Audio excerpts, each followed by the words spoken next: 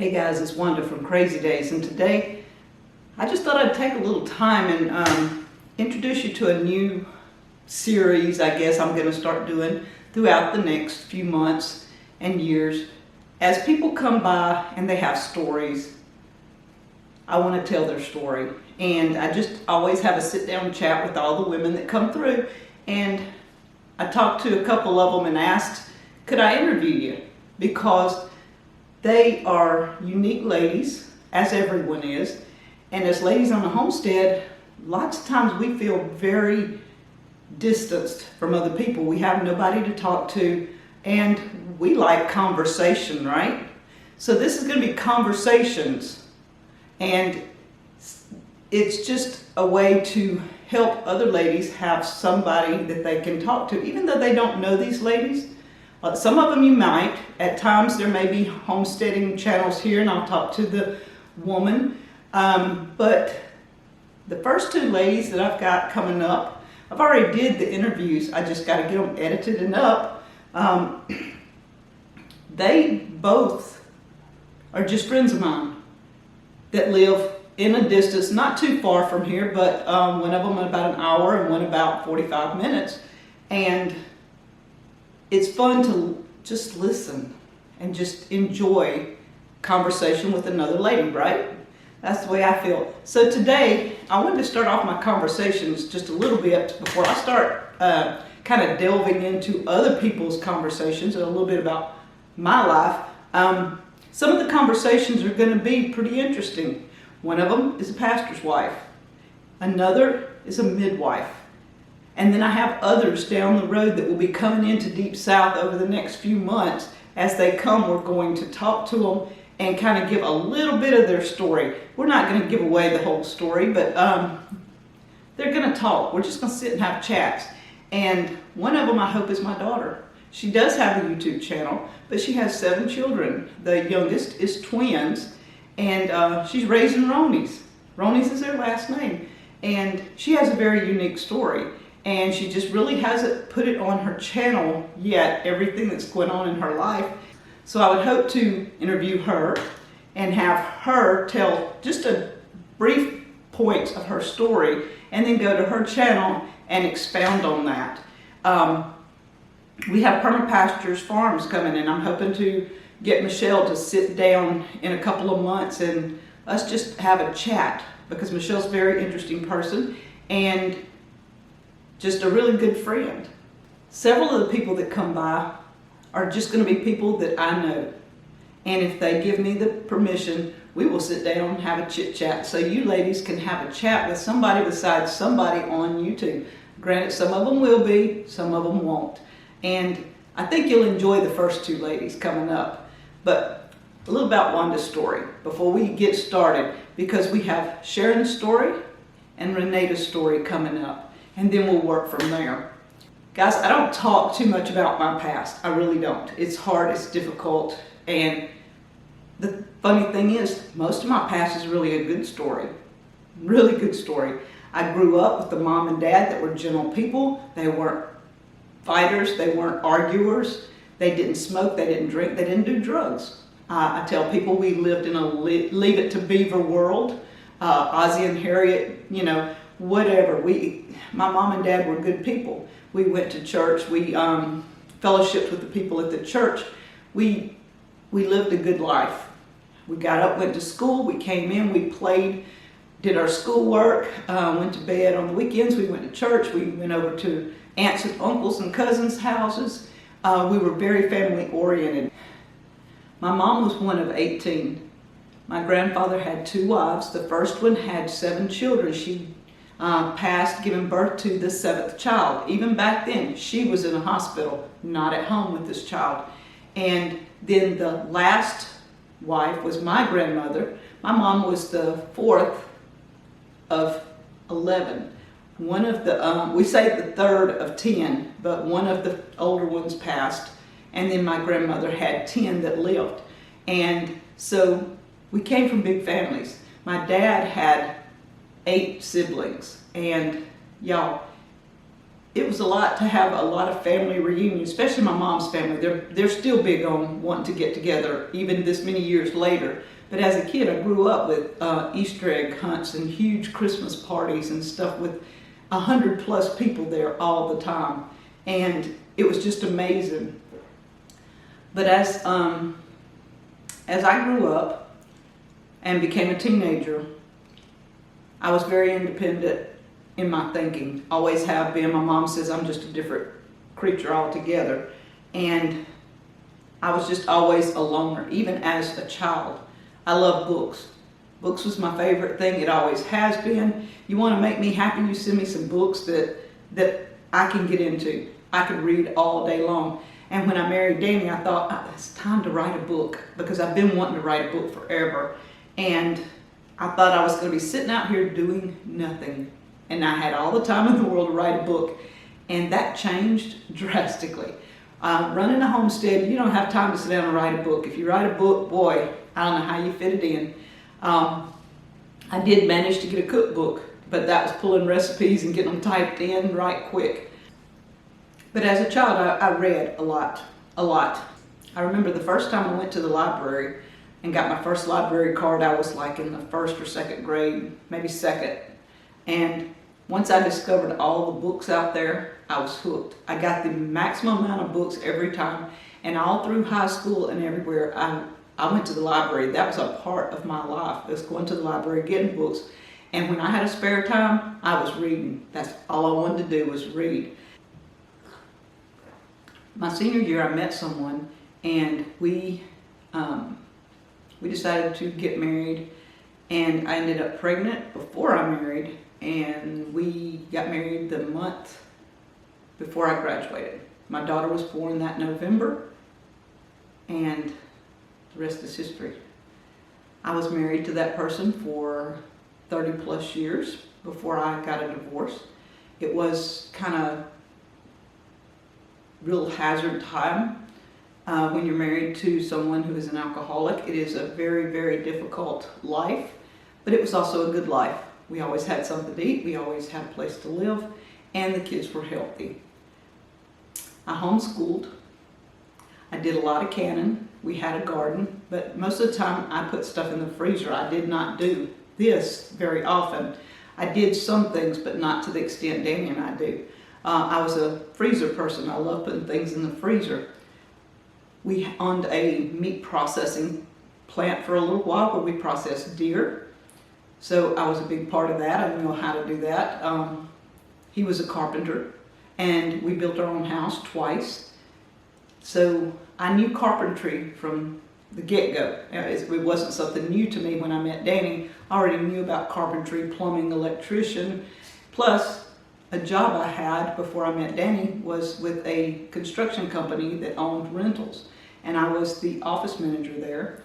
And I learned a lot in that company too, because of the apartments and the houses and the offices we had.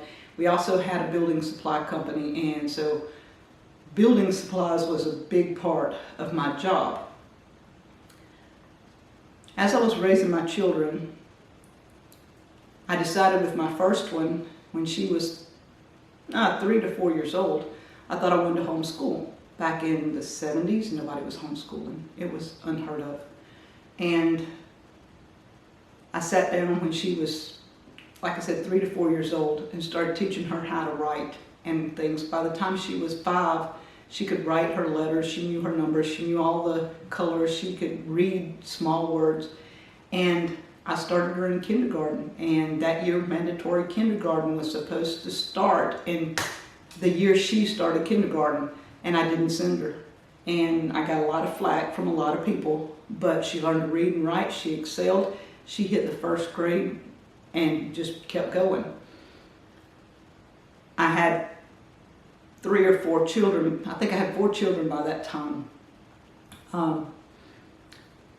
My son started a couple of years later, and so I homeschooled all of my children. I have 5 children. The first 2 were born in a hospital. The last 3 were home births. Like I said, I'm a different creature.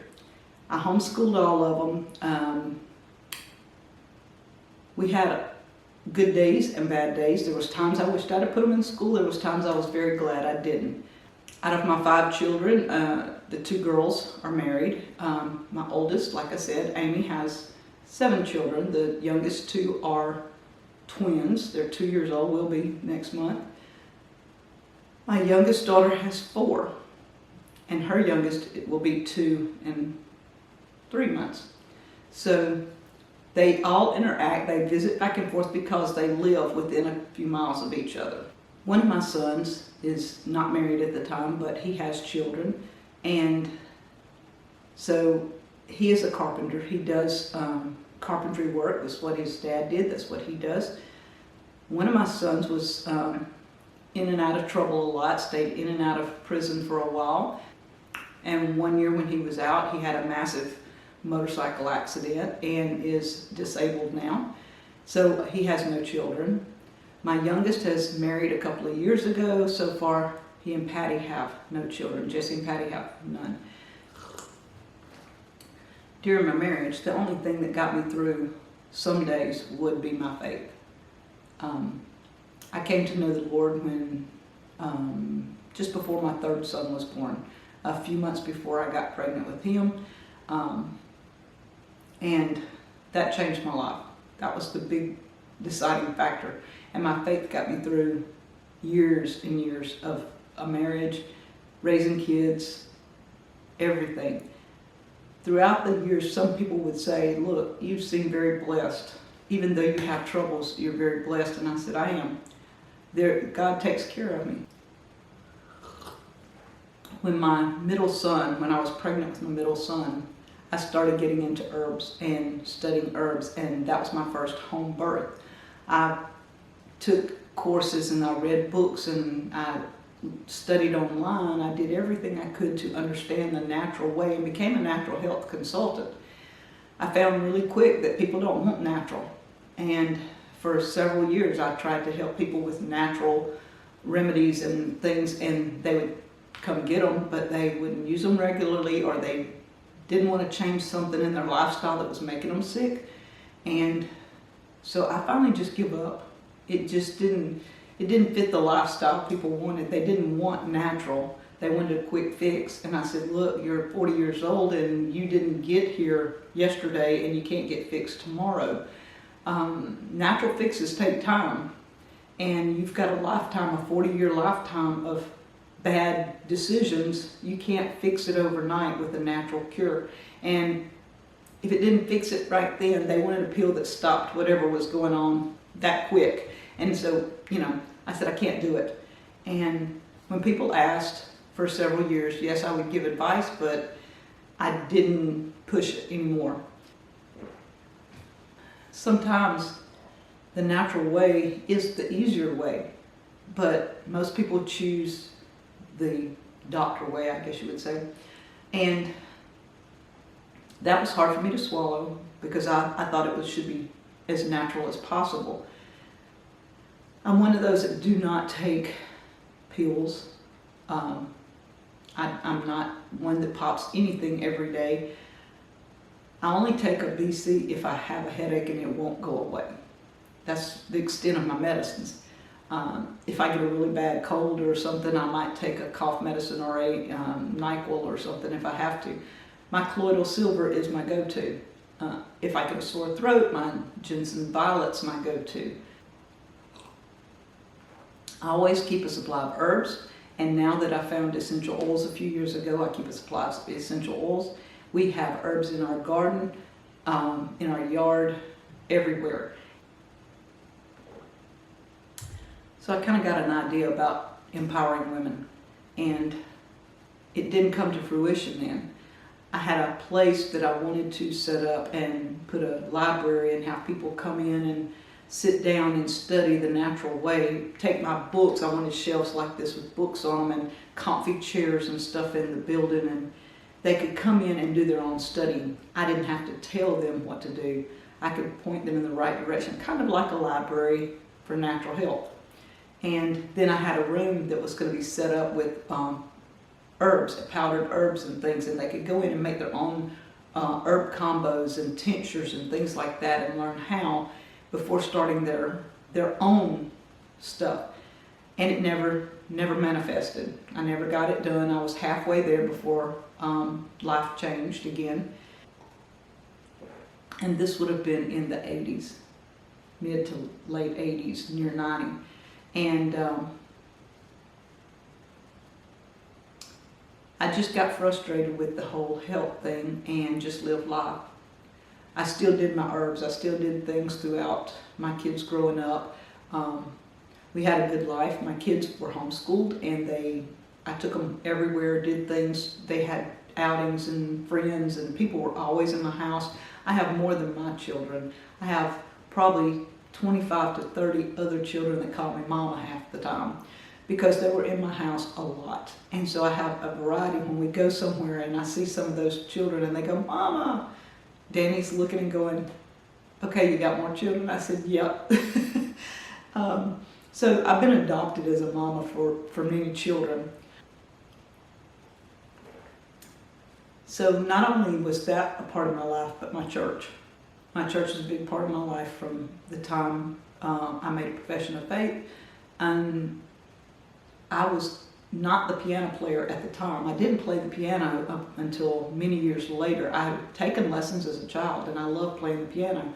But I was by the shape notes. I'm a shape note person, and that's how I learned. And I knew gospel songs and not modern songs, and I was limited in what I could do. And so in the church that I eventually ended up in, many years, my youngest was about 4 or 5, ended up in a church. The reason I started going there, a lady came to me and said, I heard you play the piano.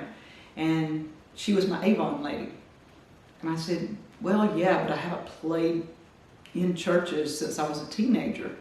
And she said, but would you mind coming and playing Sunday for our church? And I said, I'm not really that good at it. And she said, well, the song director's not really that good at it either. He's filling in.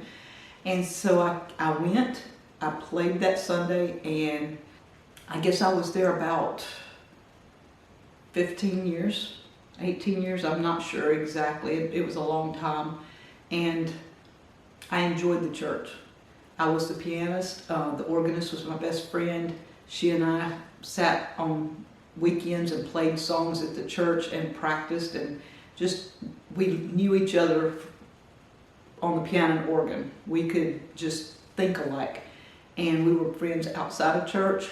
We had, she's the one that got me my job when I needed a job. And so, you know, I had a really good friend there. Not only did I play the piano, but I also was the one that was over Vacation Bible School. I was the director. I also was over Teen Kids, which was a Wednesday night service for kids, kind of like the modern day Awanas. We had a lot going on with the kids because I had kids and I wanted my kids to be involved in things. As a church, we had a lot going on. And I love Vacation Bible School. That was probably one of my favorite things to do in the whole world, was to plan all year long for Vacation Bible School. And I had a friend, Tammy, who, she was very creative. No matter what I come up with in my mind, she could create something in her mind and make it happen. And so we were a great team. We had Brenda, who was the music director, and I could hand her the CDs and she could learn those songs. And the kids loved signing to the songs. And we just had a blast for a week. It took us a year to prepare, a week to put it on, but we had fun. As my children grew and left the house, I still had my youngest, and I eventually separated from my husband.